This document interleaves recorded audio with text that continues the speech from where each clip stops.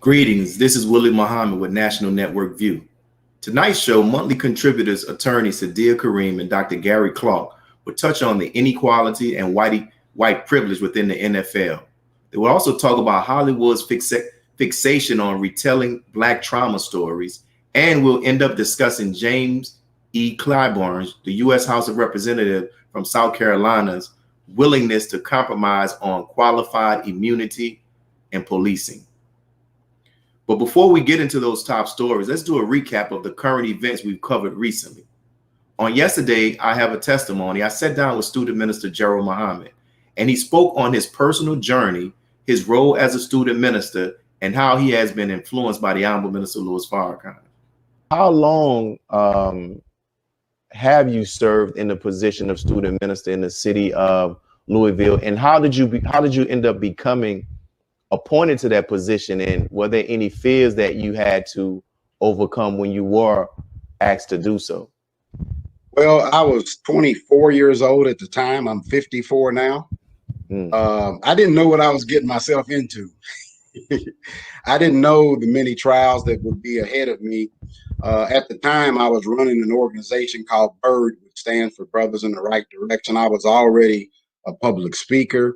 I had already, spoken at some high schools, colleges, and other, things like that. I just didn't have that spiritual, connection at the time. But I wanted to speak and to share. I guess my reluctance was I didn't feel like I was worthy, to be an example for other brothers and sisters. So. NNV anchor Robert Muhammad and NNV weekly contributor Charles Muhammad discuss tips from How to Eat to Live and what the Mozambique Elijah Muhammad teaches about the misconception about green beans and nuts. You mentioned last week that beans are not good for us to eat, but why do Muslims promote the navy bean? Well, the Honorable Elijah Muhammad had a teacher, and he said that he met with God in person, Master Fard Muhammad. And Master Fard Muhammad was the teacher who told him what specific beans to eat. And he said he advised no bean except for the small white navy bean. And he said that he described no other bean. So in the Holy Quran talks about eating lentils, which is a bean, but it's not our type of bean. There are some of us who are promoting vegetarianism, which is proper. But when you go down that path, you're going to run into these obstacles of of trying to avoid eating the foods which are the navy bean, you are trying to avoid the foods other than the navy bean, which Allah calls forbidden food. Robert Muhammad also sat down with the rapper, singer, and songwriter Haveka Mecca to talk about her personal journey, her inspirations, and influences. You grew up in Akron, Ohio. In Akron, Ohio, growing up, what type of music did you listen to or were you exposed to? My mom was very versed in the type of music that she listened to. So we listened to hip hop one day, then we listened to R&B, we listened to bluegrass, we listened to classical music. So I grew up with a lot of different types of music, but the main one that stuck to me was definitely R&B and also classical. Well, in the genre of R&B, share with us who were some of your favorite artists. Some of my favorite artists are Erykah Badu and Lauryn Hill, Jill Scott. A little further up the timeline is Janae Aiko. That's about it. NNV anchor Tariq X and weekly contributor Nina Shabazz broke down her report about Kalela Johnson, a young Black millennial who made the journey to Zambia, Africa. I told her, go ahead and give us a tour of what people can expect in terms of accommodations. I mean, there are hotels, there are Airbnbs, but this is what she showed us in terms of the accommodations. I have been staying on a compound with Next Level Development. For those who don't know what a compound is, it's basically just a large piece of land with 2 or more houses on it. Within walls. So that's what we're at right now. So far, I've enjoyed this experience. It's kind of nice to like be able to select or know your neighbors, and be able to like share your day or share something you've made. For example, my partner is really good at making fresh juice, so he made carrot juice, and we were able to share it with some of the others within the compound. And it's a nice feeling. It's a nice feeling to be a part of a little community. Definitely something I would want in my future. Recurring contributor Deshaun Farad discussed the escalating issue between Israel and Palestine in this conflict, and Israel's apartheid government with Tariq X. May 11, 2021 Final Call newspaper article is entitled 1 Year Old Among 29 Children Injured in Israeli Aggression. Why has Israel decided to crack down on Palestinians and carry out airstrikes at this particular time? Why is Israel hitting high-rise buildings, injuring and killing women and children in the process? Currently, Israel has an apartheid, not like regime, but it is apartheid. And this has been the history of that criminal settler colony since its inception. We have to keep in mind that when we say, oftentimes, whenever we're discussing Israel, we have to make clear that who runs Israel, we're not saying Jewish people, we should say Ashkenazi Jewish people, European Jews, who still have the European mindset to conquer or take over anything that is non-European. So what we're witnessing is basically imperialism I should say that Israel represents American and European imperialism in the so-called Middle East. Sabiko Jawanza with Flanner House discuss how Flanner House and Flanner Farm and Cleo's Bodega are providing the north side of Indianapolis community with food access. As food insecurity increases in Black and brown communities, Flanner House on the north side of Indianapolis is providing the community food access. So how long has Flanner House, Flanner Farms, and Cleo's Bodega been in operation? And how did it all get started? Yeah, so Flanner House is actually a 123-year-old organization. It started as a building block for Black people coming up from the South into Indianapolis. And they helped to establish jobs. It was one of the first daycares. Frank Flanner, who was a Quaker, donated the land and the house for Flanner House, and he looked to Booker T. Washington to help him establish what kind of method would be placed to help African Americans coming up from the South into Indianapolis. Flanner Farms has been around for about 5 years. So since 2016, Brandon Cosby took over as executive director of Flanner House. He's an educator by trade. Anchor Rosalind Parks brought back Tamu Martin Bay and Kiara Adams. They're from the Compton Community Garden to discuss how the herbal gardens are positively impacting and strengthening the community. Now, since your last visit with us, you've been selling at the market. Can you tell us what varieties are in high demand at this time? Yeah, right now at the market, we're still selling a lot of squash, a lot of kale, and lettuce, especially with this heat. And we also have a lot of mint as well. Those have been doing really great. And we have an edible flower called nasturtium, which is has a nice spice to it. Tell us more about that edible flower. What is it that that you do with an edible flower? Is it something that can go on cakes, or is it something that you can put on salads? What would you use that in? What dishes would you use that in? Well, you can saute it with greens. You can put the flowers as nice garnishes as well as the actual orange flower. It's beautiful. It also has a little spice to it. So if you want to add, nice color, and then also get like a little hint of, a kick, it's the perfect flower to use.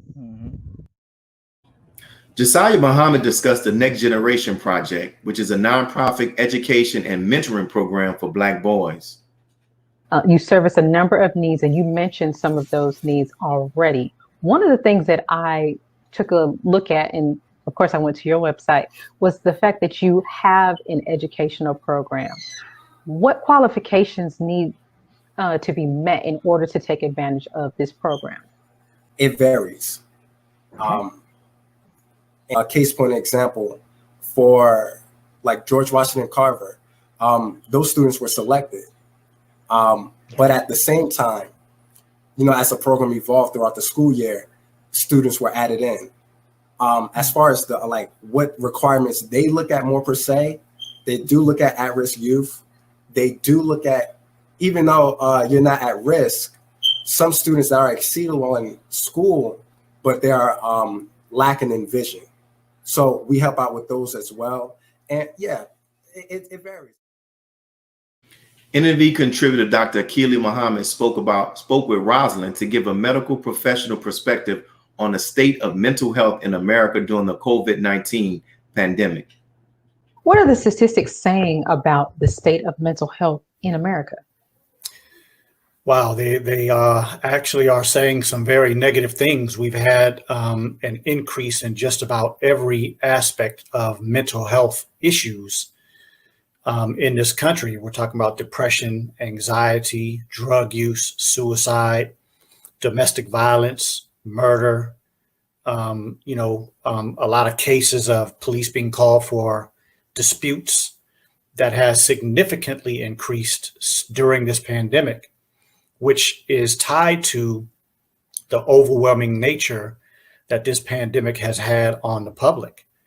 There are, of course, aspects of the society which we know are failing, and there are aspects of this society that are so demonic and so full of debauchery that the people in general are not satisfied.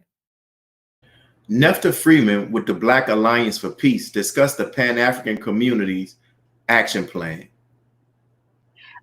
What are your views on the International Commission of Inquiry's recent panel on systemic racist police violence?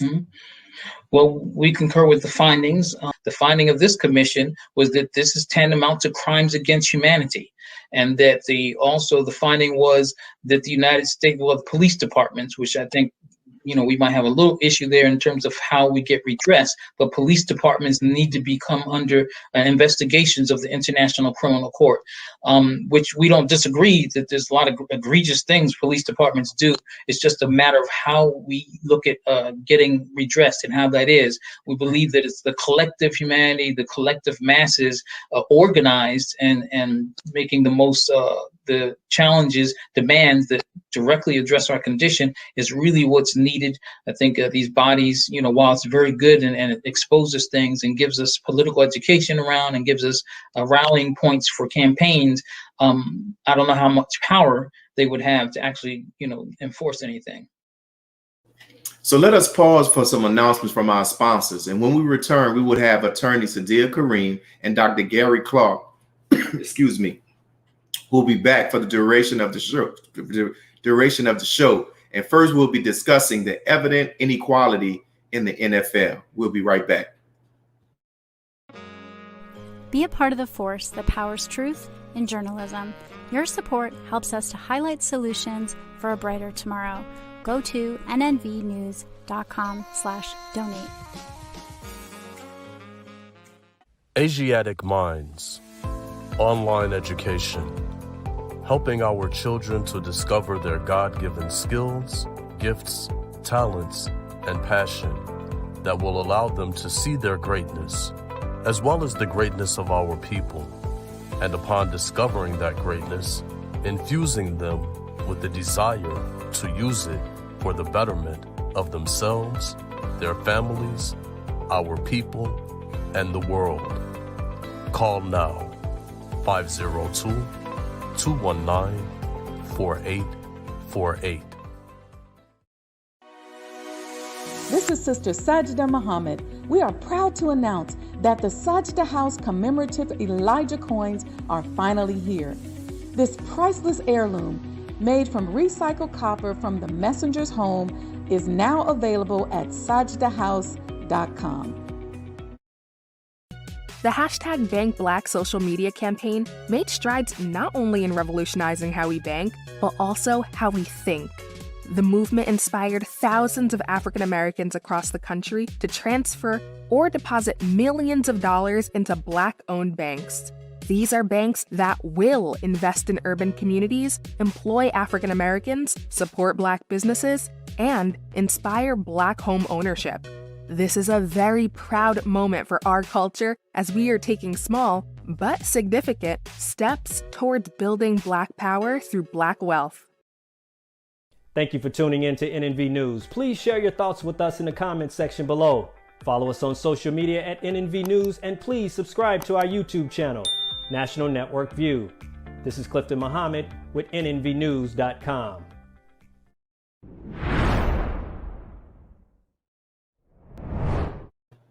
The expected signing of a white former NFL player who hasn't played pro football in nearly a decade and who some have regarded as a failure during his time in the league has renewed outrage over the apparent refusal to give Colin Kaepernick a second chance on the gridiron.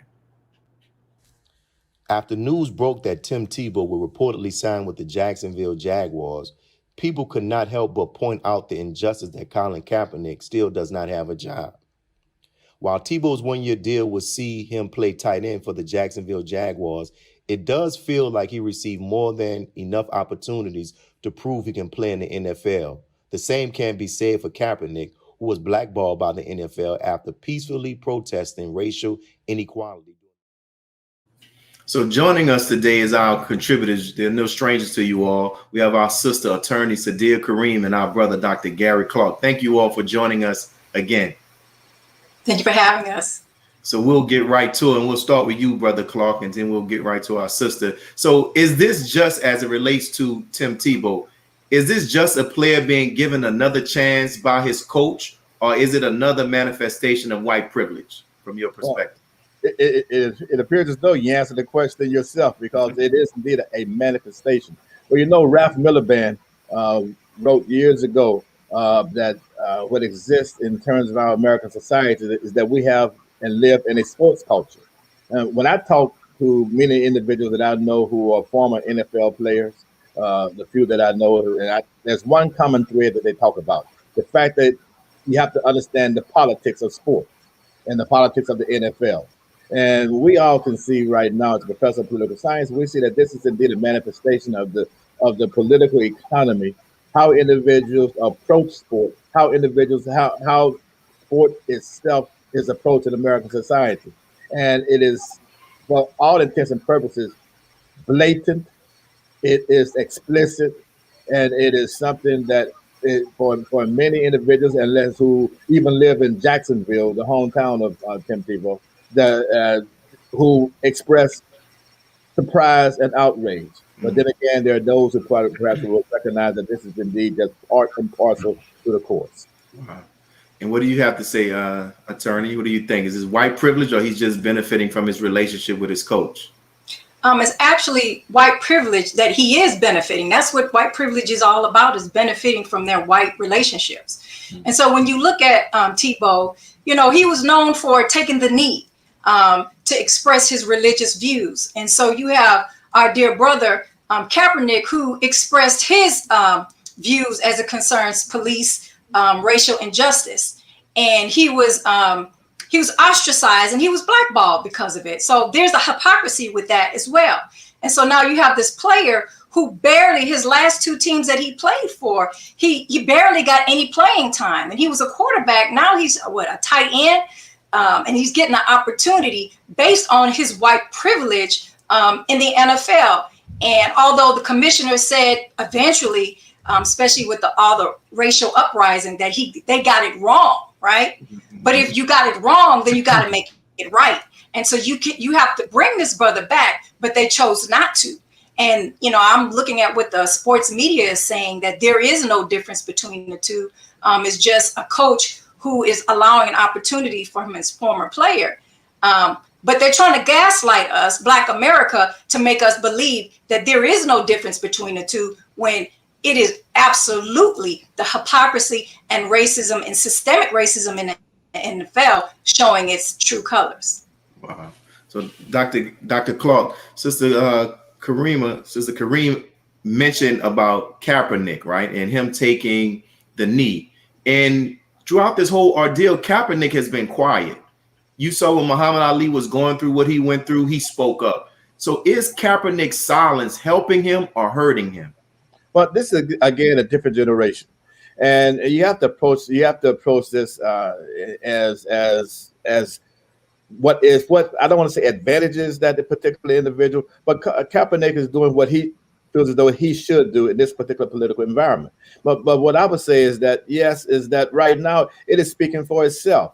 Everything is speaking for itself. Kaepernick took a knee for racial injustice, whereas you find that Tebow, when the one time he did take a knee, it was said that he did it because he was anti-abortion and did not like what the flag represented. Well, given all of that and given what we do understand, we know that there's a bigger question. The bigger question is African American coaches, African American offensive coordinators and defensive coordinators. That's the larger question. And so by what's taking place now, that we're seeing a manifestation of the larger issue. It's a ripple effect. And Kaepernick, the approach he's taken, we can't argue with that, with what he's doing. So Sister Sadiyah, what do you think? Because, I would think that this would be a time where Kaepernick would be in front of the media pointing out the blatant double standard. We would think as Black America, we would think that is the case. But when you look at the makeup of the NFL team, 70% are Black bodies. So it's like slavery, they're capitalizing off the marginalization, the commoditization, and, the exploitation of Black bodies. When you look at management, only 9% are people of color. And then when you look at who the owners and the CEOs, 0% are Black or other colors outside of white. So NFL is systematically benefiting from systemic racism, and they're the ones who get to make the rules. So if they wanted Kaepernick to come back, they would have. But what they're really doing is they're letting the rest of the Negroes on the team, the slaves on the team, you can't speak out. This is your place. If you want to get paid, then you need to dumb yourself down and present your body to the world. Mm-hmm. And in the midst of while this is going on, Tim Tebow being given another chance. You all have mentioned how the lack of Black ownership. There's also an article that came out that showed Black NFL sports agents talk about how they have a hard time or not even given the opportunity to even offer their services to represent white players in the NFL. Dr. Clark, do you see a connection between all of these topics? Well, it's all of it is inherently linked. What I would suggest to you is that Kaepernick, this is a race which we all run, which is a powerful race. Kaepernick has run his race. He's done the needed and the necessary.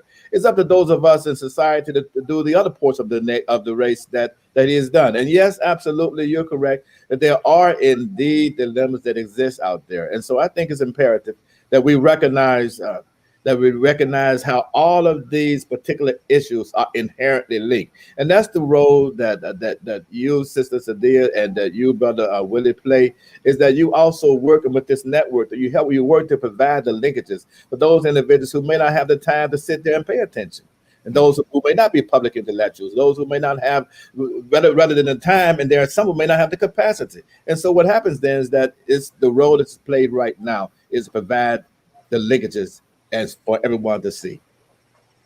So, Sister Sadiyah, you mentioned you used the analogy or the description about how the football NFLs kind of still have that like slave and slave master, right? And many people ask the question when they go back and look at slavery, how is it that these few slave masters could rule all of these people? So I want to ask the question, how is it that the majority of the players are Black and they're seeing this with this latest example with Tim Tebow? Why do you think there's not a larger backlash that's from those players? I mean, it's a mindset. So you have to attack the mind before you attack the body. That's what slavery was about as well. So when we talk about the Willie Lynch mentality.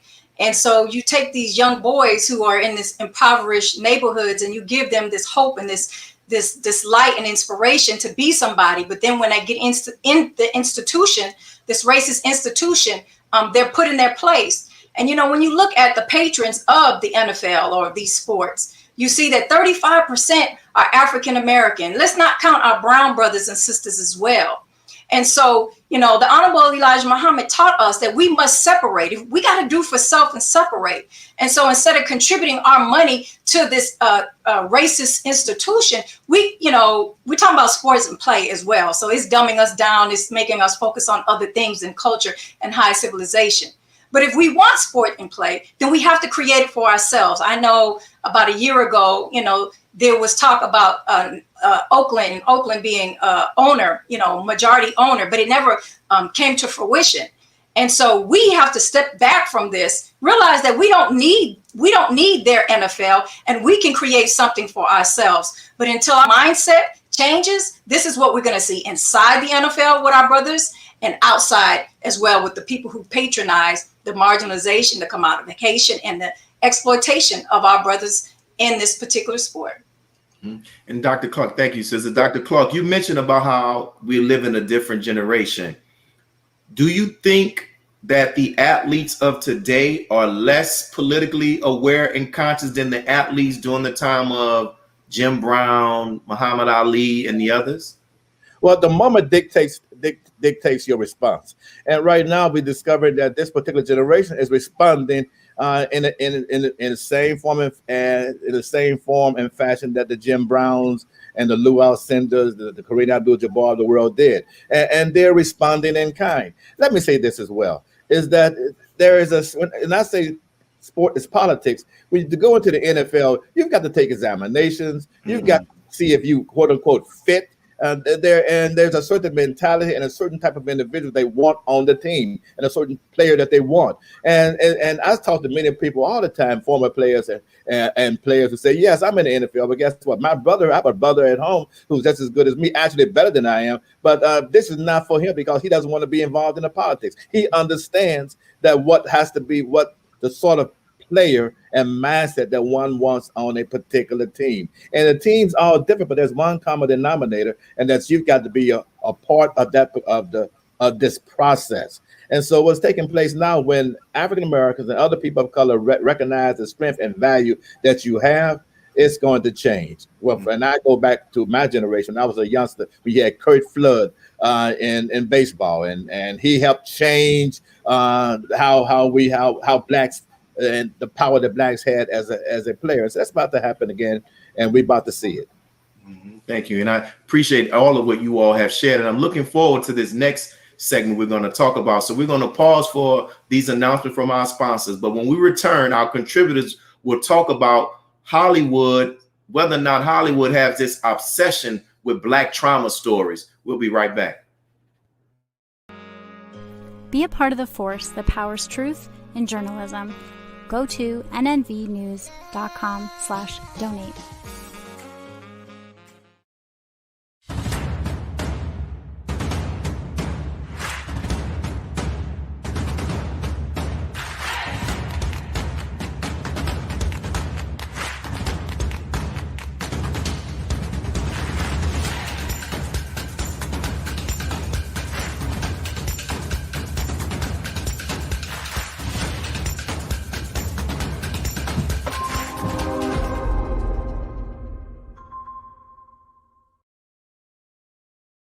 Worldwide, 24 hours a day, 7 days a week. Download the Final Call radio app and take us everywhere. On your phone, on your computer, on your tablet, on Instagram, Facebook, and Twitter. You can also log on to finalcall.com and click the Listen Live button, or finalcallradio.com. Final Call Radio, the official voice of the Honorable Minister Louis Farrakhan and the Nation of Islam. Please share your thoughts with us in the comment section below. Follow us on social media at NNV News, and please subscribe to our YouTube channel at National Network View. I am Anissa Muhammad with nnvnews.com.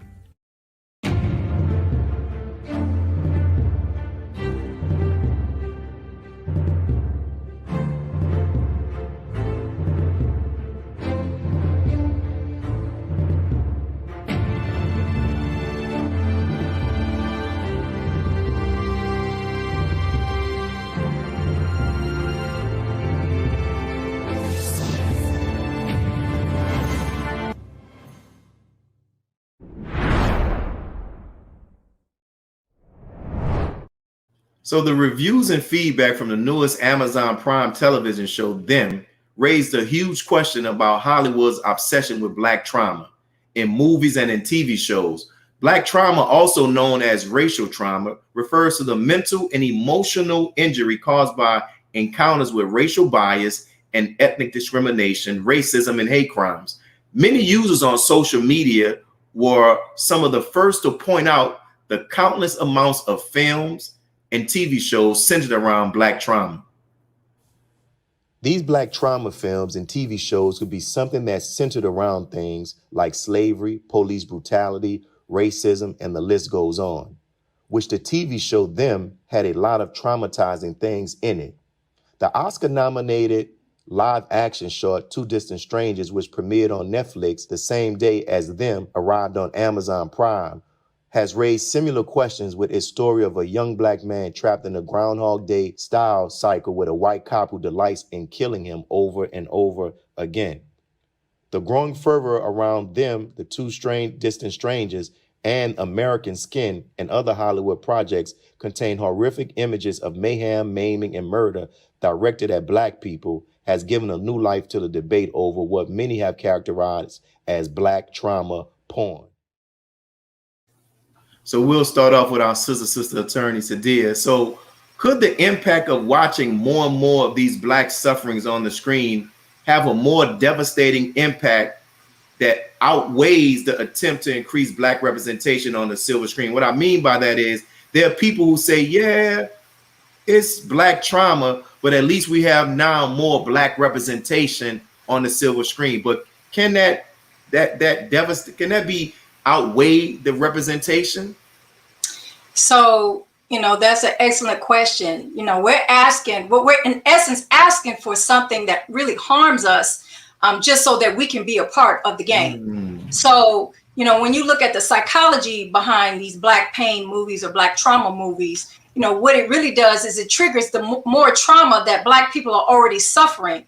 And Hollywood is capitalizing off of it in such a great way. If you look at the history of Black movies in the Academy, most of them are dealing with police brutality, slavery, or some social injustice inflicted upon Black America. You don't see images of Black excellence or Black expression. And when we did get a movie, Wakanda, that gave us Black expression and Black excellence, you see how it was good for the market, for the blockbuster market. However, it's hard to see that again. And so, especially with the racial uprisings that we have, it's constantly triggering the mental health or the mental trauma that Black people are experiencing. I just saw a clip from Dr. Keeling. He talked about the mental health and how it's decreasing or exacerbating based on what's going on in the dispensation of time. It's not an accident. None of this is an accident. And so if you tap into the trauma of Black people, then you desensitize them, then white America is looking at these particular movies, and it has them primed up and revved up in order to take action against us as well. Kind of like a silent race war, and you're using Hollywood and Black trauma to do it. And I applaud the producers and the movie makers who decide that no more Black porn or no more Black pain. But again, as the Honorable Elijah Muhammad told us, we have to separate from this enemy, and we have to do for ourselves and create for ourselves, because our narrative is not just trauma. That's America's narrative about Black people. But the original Black man, we have excellence and expression of culture. And what we're seeing on the big screen is not it. And what do you say? Thank you, sis. What do you say, Dr. Clark? Do you think this continuing show of Black trauma outweighs the benefit of Black representation? Well, my initial response would be that, we live in a period of trauma within right now in this particular period within the African American experience.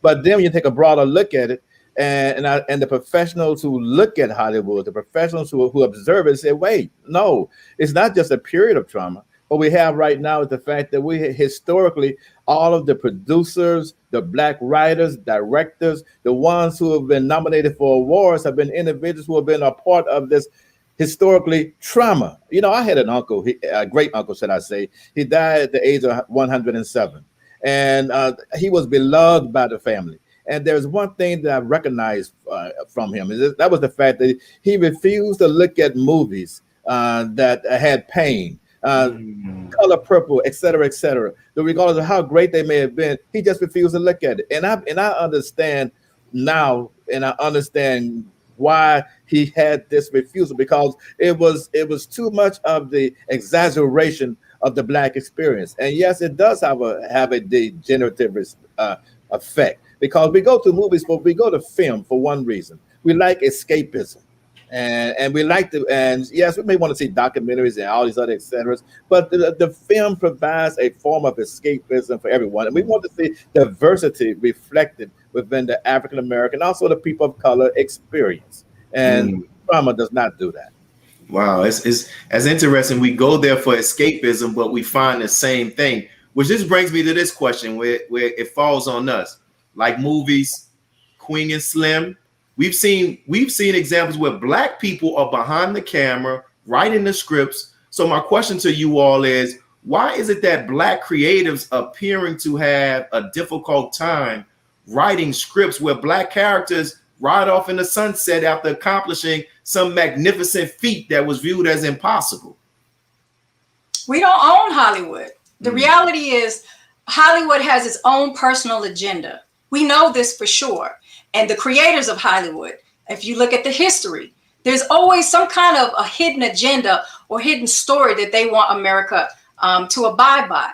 And so when you continuously play these pain, trauma movies, you're sending a message to Black America, and you're sending a silent message to white America as well. And you're dehumanizing Black people. We all day long, we're on social media and we see all the injustices of police brutality and our brothers and sisters getting killed. And then when we want to go sit down, of course, you talked about the escapism. And here again, it's the steady needle at the trauma of Black people. Post-traumatic slavery is real. That epigenetics and being able to turn and turn on certain parts of your genetic system is real. And anytime the physical and the mental aspect of watching these trauma movies is a horror story. And so what happens? The person is experiencing PTSD. If they don't already have it, then they're triggered. Then, people with high blood pressure, you look at them, the physical health of the person begins to decline. So if you step back and you take an eagle's eye view and look at the reality of what Hollywood is giving us, it is no accident that they're spoon feeding us trauma on purpose. And so what do you say, Doc? Attorney Sadiyah, she mentioned about the success of Black Panther. And as I thought about it, I can only remember that movie and the other movie that's made by a white person, Django, where Black folks really won. So why is it that we're still seeing, even though Black folks are behind the camera, there's this reluctance for us to write us off where we end up winning in the end? Well, whether they're behind the camera or not, are they the producers? You see, and they're directing what the producers tell them. And so what happens again is that until you own your own and produce your own, then you can expect the response to be dilatory. That's just the nature of the beast. And so for all intents and purposes, there is no moral dilemma when it comes to white America and the production of movies and Black trauma. And so the response has to be with what we as a people would pay to see, what we as a people decide that we want to see. And because some things can very well be market driven once you determine the market. And we know there are certain things, certain type of music we want to hear, certain type of movies we want, and there are certain sort of heroes that we want to see manifested on the big screen. So, and I'm glad that you mentioned it. I'll go to this question with you, Attorney Sadiyah. So we have our brother in Atlanta, Tyler Perry, right, who has his own studio. Like, what would it take for our Black creatives to get together and to begin to start producing that type of content, and can even begin to start creating that type of appetite within the Black community where we want to see us in more positive roles? The bottom line is love for self. And what we see is the hatred of self, or we see that which white society has put upon us. We think white is right. We think buffoonery. We think modern day blackface is okay by Black faces, and it's not. And so when we realize the magnitude of these particular type of films and how it wrecks our mental aspect. I remember a study that was done when back in civil rights movement, where they put the two dials, the black dial and the white dial, and all the black children were picking the white dials, right? And so as producers and movie makers, we have to be able to create our own narrative and stick to it and not worry about the fact that we may be funded by Hollywood or by some Jewish organization or be called out by a Jewish organization who we believe controls the narrative. And so again, you know, as the Honorable Elijah Muhammad said, that we have to do for ourselves and suffer the consequences. And right now we're selling ourselves out. We're not being ourselves and doing for ourselves, and we are suffering the consequences. Once again, very, very great commentary from both of you all. So we're approaching our last segment. We're going to pause for some announcements, but when we come back, we're going to talk about this George Floyd police reform bill and a statement that was recently made by James E. Clyburn. We'll be right back. Be a part of the force that powers truth in journalism. Your support helps to combat false media. Cash App NNV News. Greetings from National Network View. This week's Final Call cover story headline memorializes the late, great DMX. Last week, DMX's life was celebrated at the Barclays Center in Brooklyn. Large crowds gathered to honor the legend. They were there to remember a man who wasn't afraid to express his pain with the world. The Honorable Minister Louis Farrakhan spoke via Zoom to the large audience. He delivered words of comfort, wisdom, and guidance to everyone under the sound of his voice. DMX will live on. This FCM volume number 29 edition features the middle page article is a transcript of what the Honorable Minister Louis Farrakhan said at the memorial. To read more, subscribe to finalcalldigital.com and tune in to the all-new Final Call Radio. This is the nnvnews.com Final Call cover report. This is Sister Sadiyah Muhammad. We are proud to announce that the Sadiyah House commemorative Elijah coins are finally here. This priceless heirloom, made from recycled copper from the messenger's home, is now available at sadiyahhouse.com. Please make sure you leave your comments and questions in the comment section below. Follow us on Facebook, National Network View, and make sure to check us out on Twitter as well, National Network View. This is Sergio Gutierrez with National Network View, signing off.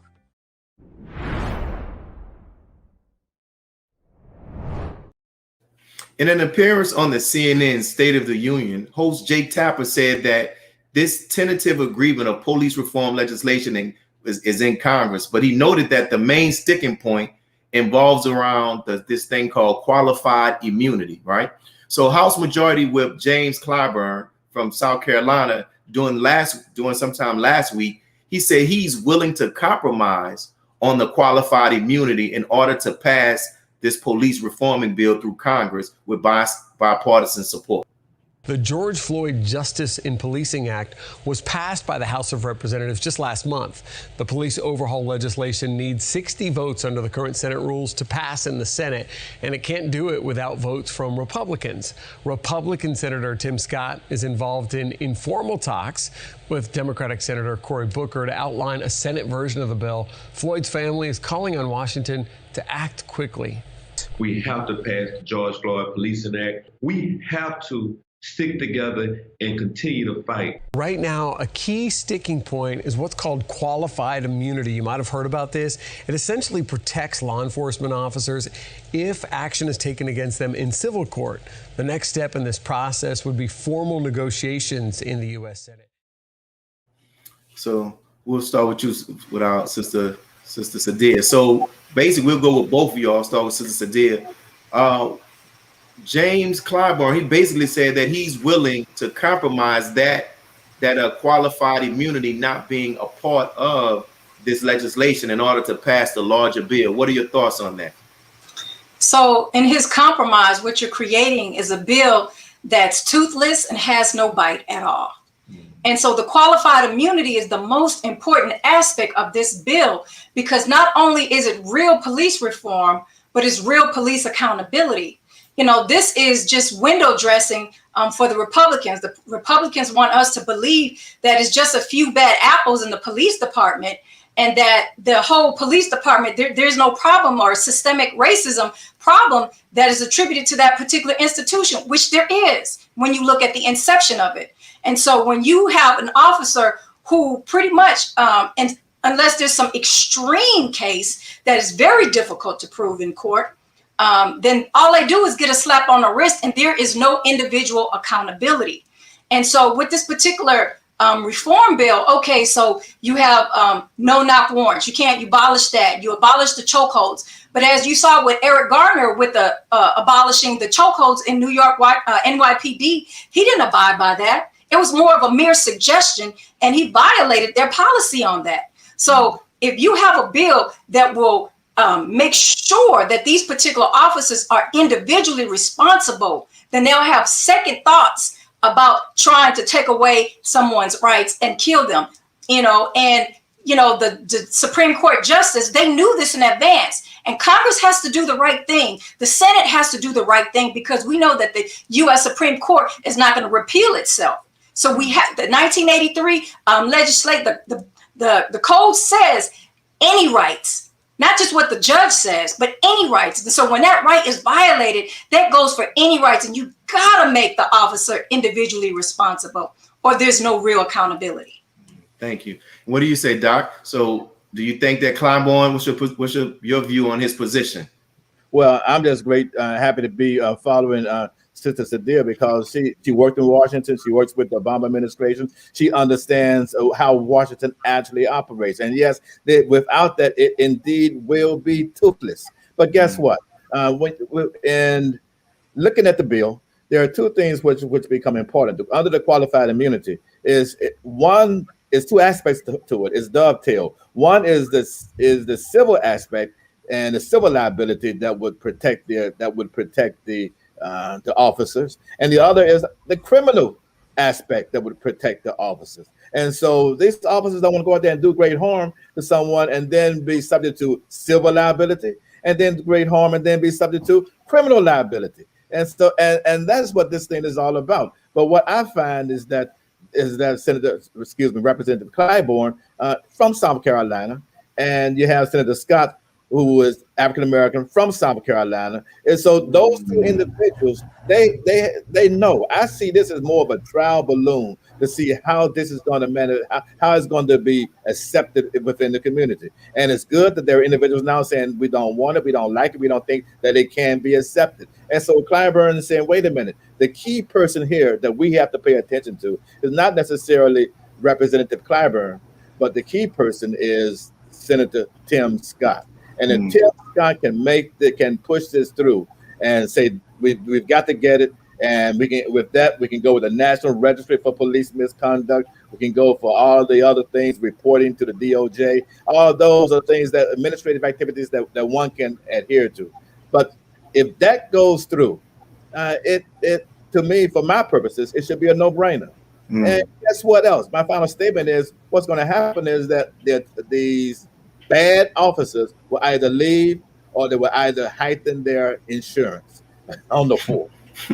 It's interesting that you talked about bad officers, because also in the reports that I read, James Clyburn also talks about how he believes that the recruitment of good people will help to produce a viable solution to reforming the police force. So Attorney Karriem, what do you think about that? Is the solution of reforming the police recruiting good people? That's one aspect of it, is recruiting of good people. But you have to pull the cover back from the system that was created in order to marginalize a particular people and attack and prey on a particular people. And I'm talking about the Black and the brown and the minority. So with the bill, there's some good aspects of it. Yes, we have, they want a national registry now so that it can be transparent about these officers, because they could be held accountable in their police department and then leave and go to another police department or get a slap on the wrist. Now we get to see publicly these officers' records, especially when you're dealing with police brutality. But that's not enough. That's window dressing. So you give us crumbs, making us think that you're really giving us something. And that the reality is Black people have been given crumbs for so long. And so all they're doing is presenting it on a different plate. The reality is, in order to have real police reform, in order to have real police accountability, the qualified immunity has to be repealed, and Congress can do something about it. We should not, as Black people, as minority people, as marginalized people, we should not accept anything that they just give us, light of getting rid of qualified immunity. And I believe it's Bill 242, Section 242, where it reduces the burden of proof in order to find these police officers, these quote unquote bad police officers, with a lighter burden of proof, so that we can convict more officers who are violating people's rights. Thank you. And so, Dr. Clark, you teach political science at the campus on Dillard University. What advice can you give to the viewers of what they can do, or how they can get, put pressure or express their concern to their local politicians about how important it is that this qualified immunity remains in this bill? Is there anything that can be done, like from a person here in Louisiana?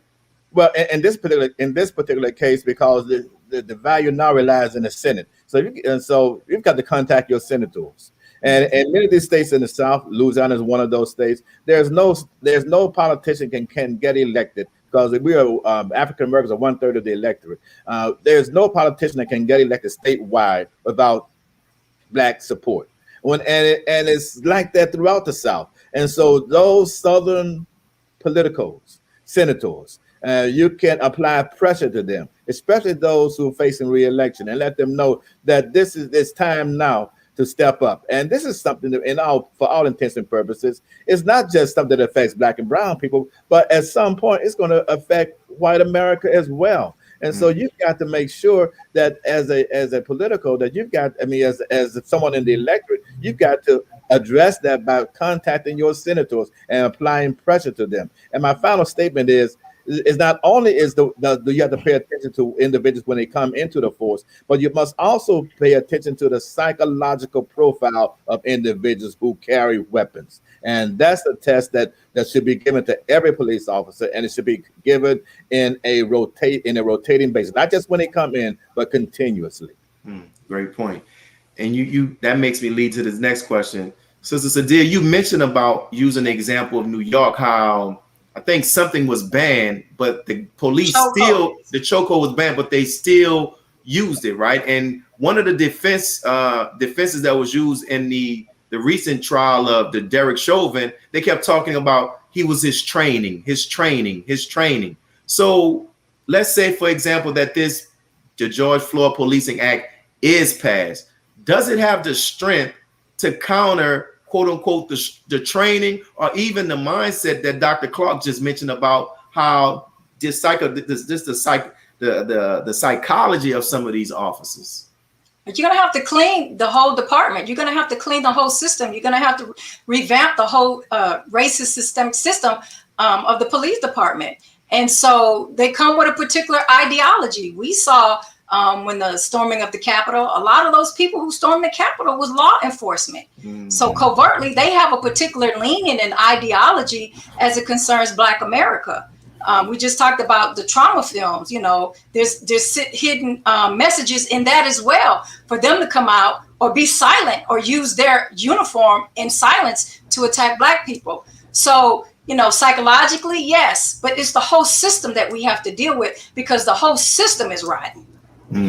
We'll come back to you, Dr. Clark. So with that, you have the police, you have the George Floyd Policing Act, but then you still have this system, this training that it keeps producing the same stuff, especially with Black folks. So how does it balance out? Would the George Floyd Policing Act be able to significantly impact that? Well, actually, it is a beginning, because it's a federal law. And it would be a federal law, and that's from the top down, because we know about the nature of the federal system that we have to deal with all of these police departments. But when it comes down to the reality, it's criminal justice, is finding individuals who are good people who go into the criminal justice system. And it's a process. for all intents and purposes, it's going to take a generation. And it's going to take a generation, and we got to also recognize that it's not just individuals who are white Americans. We got to make sure we bring good, solid, substantial Black and brown people in who understand, who don't just want to just carry a gun to suppress their own people. So we must understand that as well. Wow, that's another aspect as well. And I know we kind of talked about it, but Sister Sadiyah, can you explain for the viewing audience just exactly what is meant by when we talk about qualified immunity? What does that mean? Yes, sir. So it's a judge-made rule in which individual cops or law enforcement, period, if they violate your rights, there has to be extreme cases where they will be held liable. And it's very case specific. It's very jurisdiction specific. And so the reality of it is that hardly any law enforcement or officers find liability through qualified immunity. You know, there have been cases where officers have there was no liability for officers who, you know, stole from the scenes or had their canine animals savagely beat and bite the individual, or just what we've been seeing in the past, where officers can use excessive force and kill Black and brown people and they get off. That's just the reality in America. And they hide behind this particular law that Supreme Court set up just for them. Wow.